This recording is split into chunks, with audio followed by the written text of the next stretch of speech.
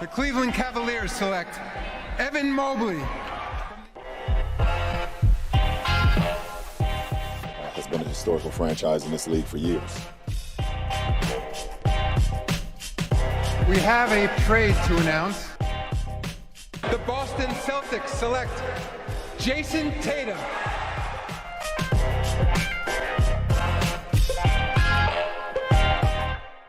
Hello everybody, welcome back to the NBA Front Office Show. We've got a lot more news to get into. I'm Trevor Lane. You can follow me on Twitter at Trevor_Lane, joined by Keith Smith. Find him at Keith Smith NBA.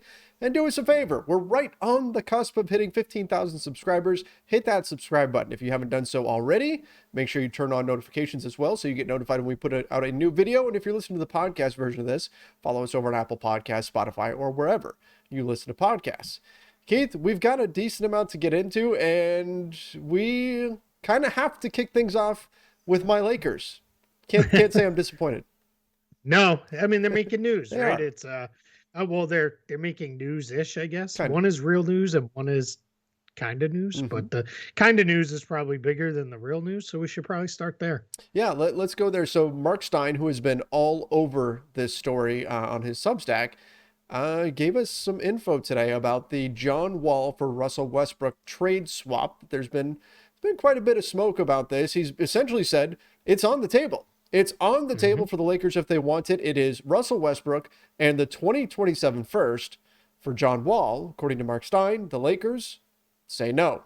They don't want to part with that first round pick just to swap Russ for John Wall. Part of it is the optics because, well, it would look bad for them to turn around just a few months after trading a bunch of stuff to get Russell Westbrook, including Kyle Kuzma, Montrezl Harrell, a first round pick, Kentavious Caldwell-Pope, all that in order to get Russ, and then have to turn around and pay a first round pick to move Russell Westbrook to send him somewhere else. It would not look good. But part of it is also they're not sure what they're getting in John Wall. He hasn't played this season.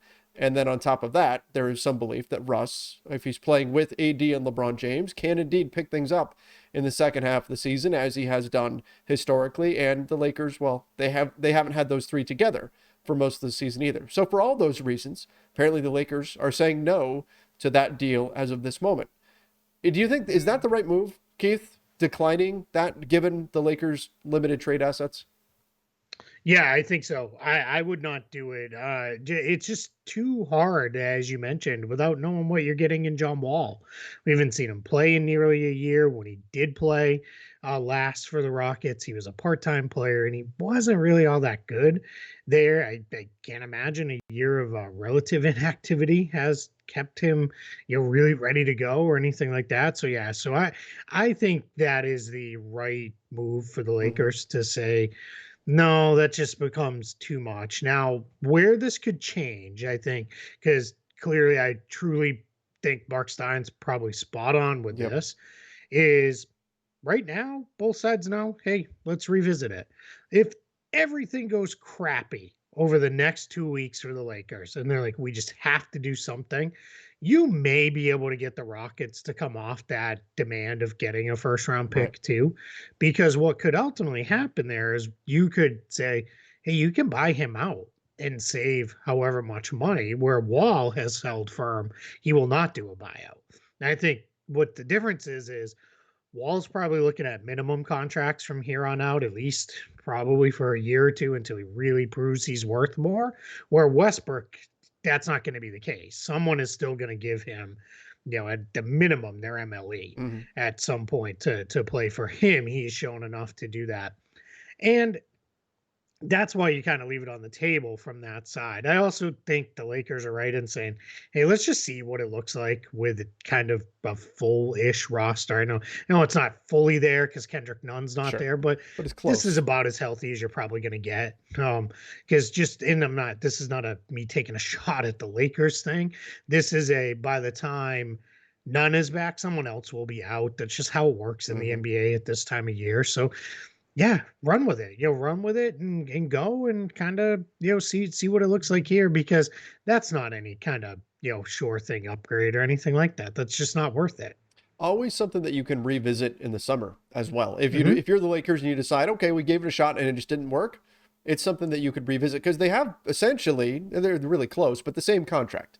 right? 47 million next year. And so if the Lakers get to that point, and if Russell Westbrook is then willing to accept a buyout from the Houston Rockets, John Wall isn't, and the Lakers say, you know what, this just didn't work. Let's make this swap and figure it out. Okay, maybe you can revisit then. And as two expiring contracts, perhaps the price isn't a first round pick anymore for the Lakers. So it's something that they can get back to. And by the way, Mark Stein did mention in his piece that it's still possible that a third team gets looped in or something to change the value going in or coming out or whatever, to change the dynamic here. That could potentially happen, but for the moment, the 1-for-1 trade with the first round pick going from the Lakers to the Rockets, it's on the table. The Rockets have apparently said we'll do it. The Lakers have said no thank you, we don't want to give that first. Yep, and that's where it should be. And little side note, Stein also mentioned that if John Wall were to get bought out, which right now is not in the cards, but if John Wall were to get bought out, the Heat and the Clippers would both be interested in being landing spots if he's on the buyout market. Trading for him, that's not gonna. His contract's too big. But no. Yeah. So, but if he's bought out, they would be interested. Makes sense, right? More, I think, for the Heat than the Clippers. I just think if you're the Clippers, you've got Reggie Jackson and Eric Bledsoe. Where are you going at this point? Unless it was really like, hey, let's see what it looks like to get him back in, and does it look good? And then maybe we can move into something next season.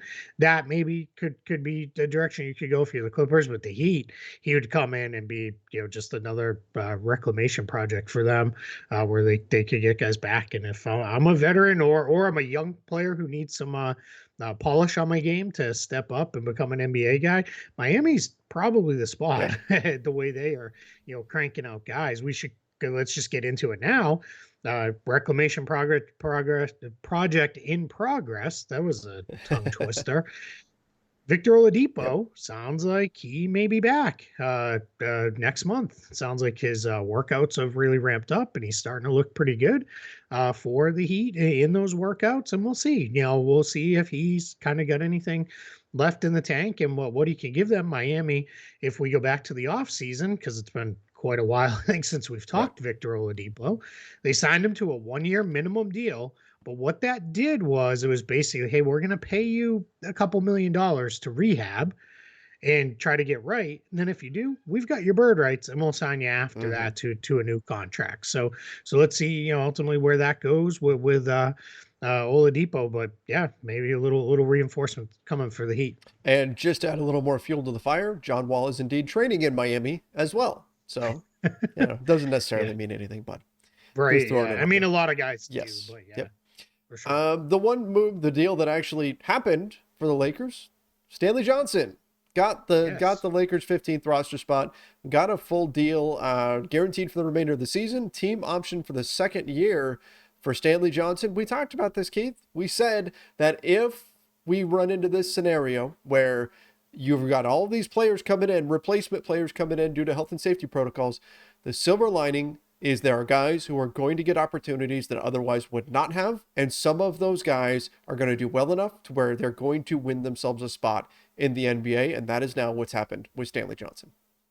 Yep. Yeah. He joins a couple other guys. Looks like Lance Stevenson is maybe headed that route. Brandon Goodwin, that paid off for him, landing a job with the Cavs. So, and there's a handful of others. I'm sure I'm missing somebody. So, folks can let us know in the comments as I do that off the top of my head. But yeah, I mean, good for Stanley Johnson. And beyond just landing a roster spot, he's carved himself out a role. I mean, he started last night, and I think he becomes, in a way, along with Avery Bradley, kind of an ideal starter for the Lakers as they are positioned right now, because you need defensive-minded guys who don't really need the ball, because LeBron, AD, and Russ are going to have the ball an awful lot. So it's you'd like a little bit better of a shooter. I think their hope was that would be Trevor Ariza. I just don't think I think he's probably just about done at this point. He can't move the way he used to move. And that's, a tough break, but Stanley Johnson comes in, and that's a solid pickup for the Lakers for the rest of the season, and good for Stanley Johnson. I'm very curious. We'll know in a day. This actually won't get signed for a couple more days because the Lakers, they still have him on a couple days left on a 10-day. But when they're just going to line everything up to save as much as they can, which is just good smart accounting. But when it's signed, I'm very curious to see, is it actually a team option or is it a non-guaranteed year? In the media, those are often used interchangeably. There's slight differences, not necessarily the most meaningful of differences, but there are slight differences that could ultimately matter, probably won't in the case of Stanley Johnson. But that's just something I'm curious about more as a cap nerd than anything else. Well, and Woj did report that essentially the Lakers, what they've been doing is using that open roster spot to go around the league and see if there was like a 2-for-1 trade they could do. Yep. And that they were in those discussions and everything, but ultimately they decided rather than doing a 2-for-1 trade and then cutting somebody to sign Stanley Johnson, they didn't see anything that made sense over just sign Stanley Johnson. But no, and you know what? I think the Lakers also know if they do a trade, it's probably going to be 2-for-1 the other way. Probably. Because it's going to be that Horton Tucker Nunn package, most likely, if it's an impactful deal, and that'll be the 2-for-1 that'll free up a spot. Plus, I'm pretty sure they know at this point, hey, if we really like somebody on the buyout market after the trade deadline, see you later, DeAndre Jordan. Buy Kent Bazemore. Thanks for all you've done, but we'll check in later, and that'll be how they'll get to a roster spot if they need to. We'll check in later, but we probably won't. No, yeah. I was trying to be nice, man. Nice. I was trying to be pleasant. We'll stay friends. It's not you, it's me. It's like when you end a bad date and you say, I'll call you. Or I guess now it would be I'll text you when you're not actually going to text. Should I stop waiting on those girls then? I'm still checking my phone every day. I'm sure your wife is thrilled. Oh man. Man, I did it wrong, I guess. Last night the Lakers played the Brooklyn Nets. The Lakers picked up a win, finally had Anthony Davis healthy, had a pretty nice performance, 4 block shots for him, but James Harden was frustrated after the game, saying he wants to win. And of course, anytime James Harden is frustrated right now, that gets amplified because of all the rumors that James Harden could go to the 76ers this summer in a sign and trade deal for Ben Simmons. So becomes a bigger thing, especially when kind of we've heard little whispers leaking out that James Harden's not too happy living in Brooklyn.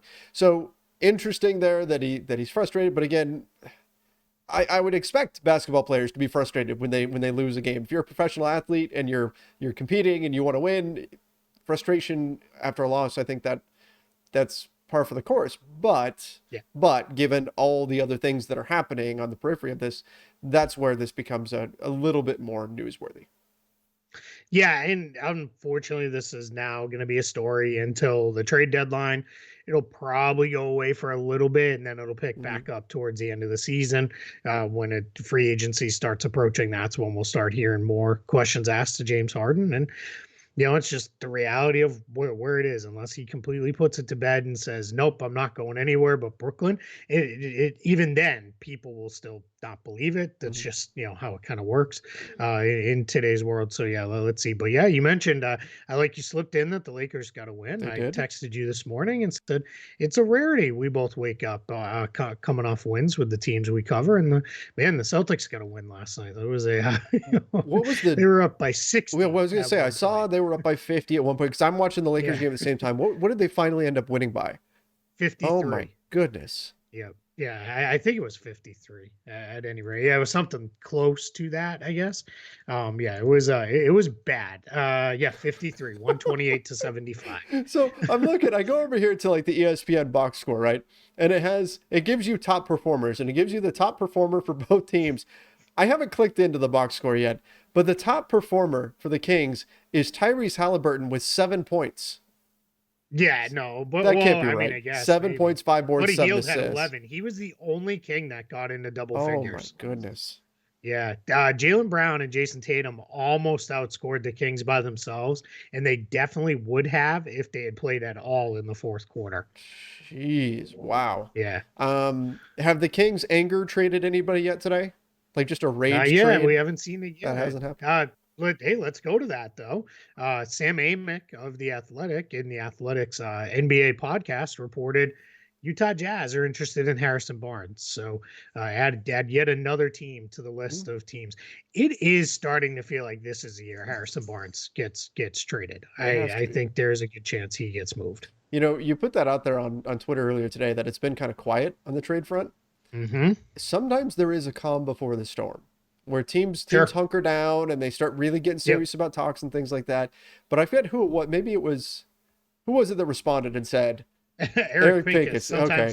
Sometimes it's quiet because there's Just nothing because there's happening. nothing, nobody talking. But Yeah. but I Yep. prefer to look at it the other way. Glass is half full. I It's do too. quiet right now because we are about to see the storm of NBA trades unleashed I upon us. hope so. I want to see the Woj good Lord tweet that we saw back in like, what was that, 2014 or something like that. I want that to come out. Yeah, something like that. Maybe 2016. Something Um, a while one ago. thing I will say, so I know as you have as well, I've been doing a lot of radio appearances and the like because it's trade deadline time.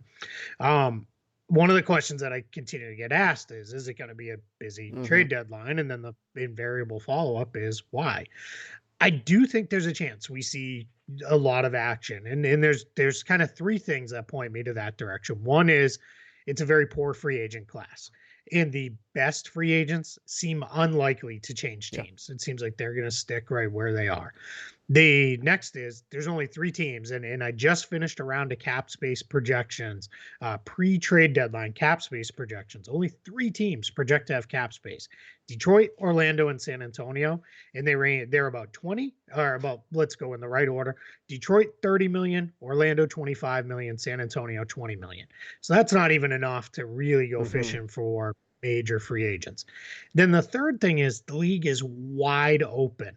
So I think what you may see here is teams are saying, well, we can get a guy who's going to help us now.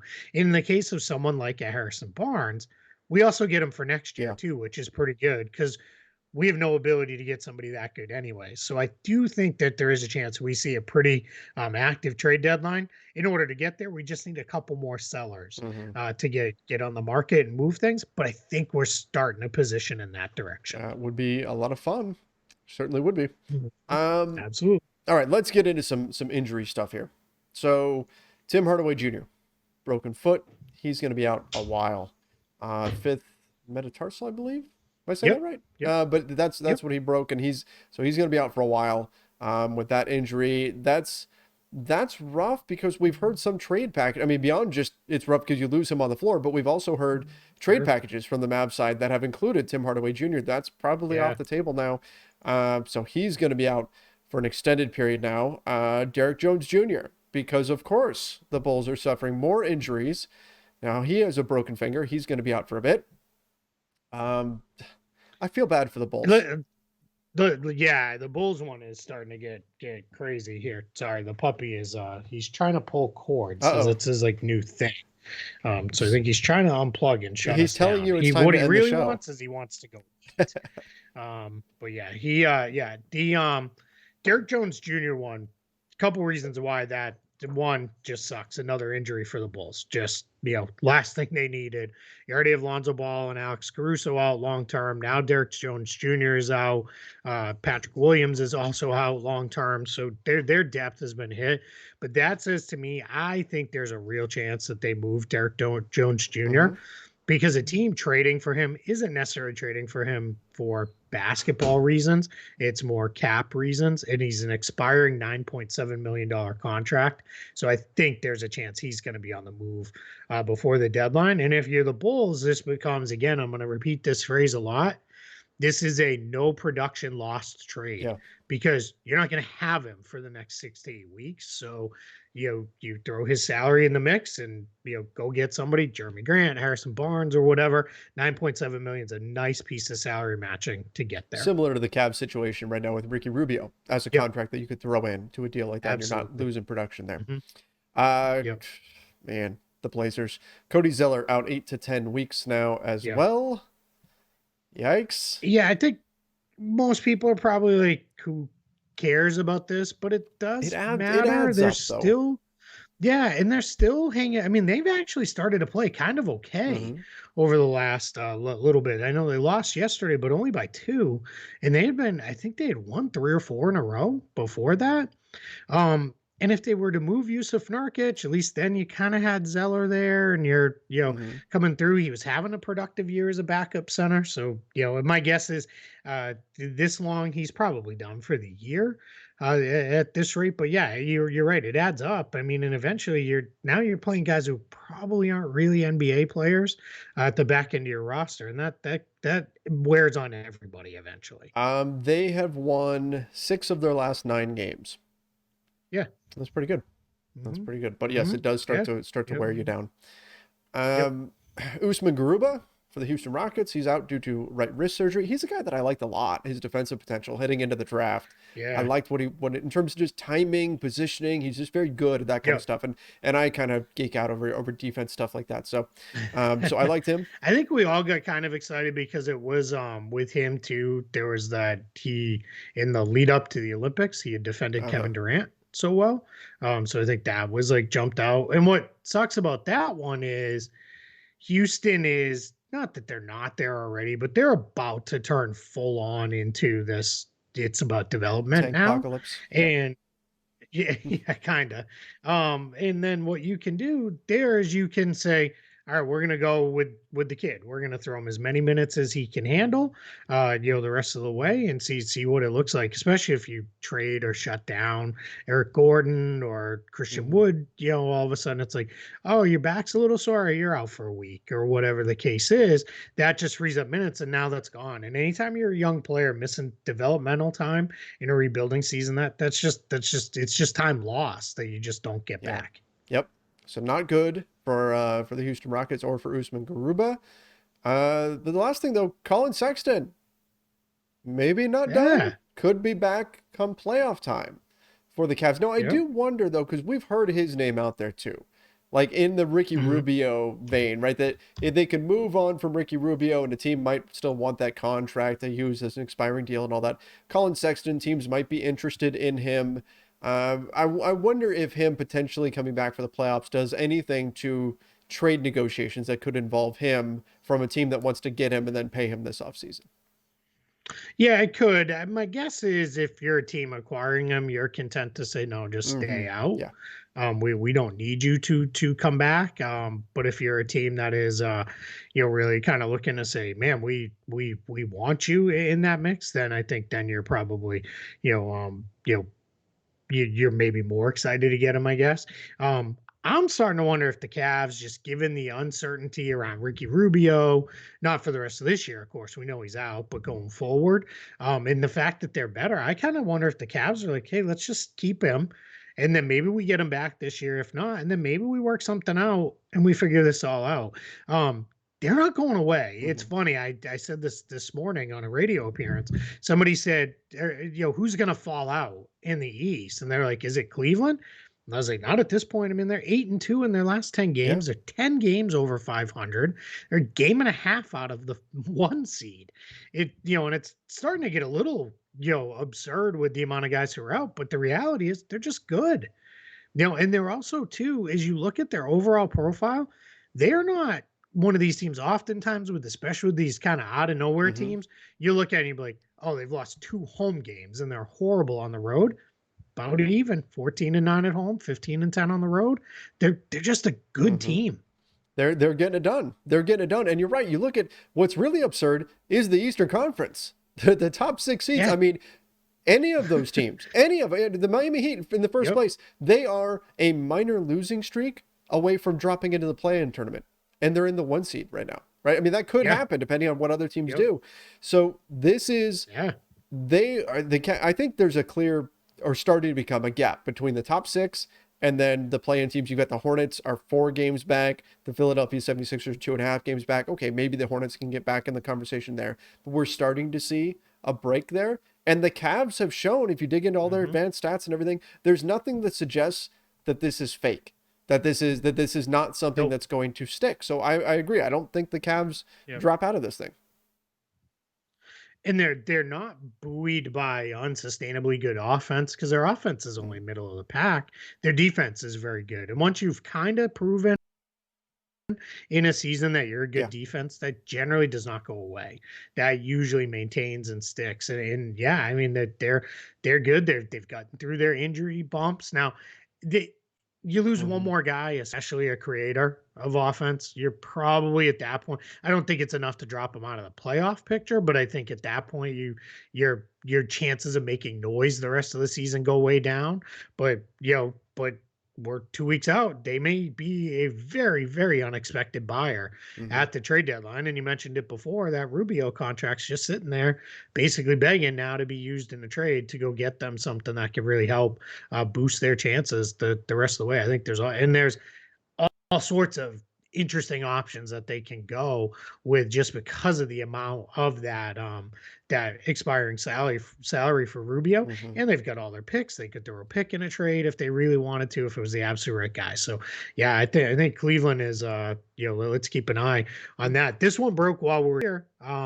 Rick Carlisle says Domantas Sabonis is doing better each day, and there's a chance he could play in this weekend's pair of road games. So sounds like that's close, which is good, and that would presumably, I don't want to say reopen because I don't think it closed, but that would presumably get his. Well, and the fear was that he was going to be out a lot longer when that injury first happened, that he was going to be out for a while. And unfortunately, sounds like he's going to be back a lot quicker than we thought. So that's always good news. Yep. Yeah, absolutely. So we're, good news on the injury. All right. Well, let's wrap things up there. Appreciate everybody joining us. Make sure you do subscribe right here to the NBA Front Office YouTube channel. Don't forget to ring that notification bell as well. Till next time, stay safe and see ya.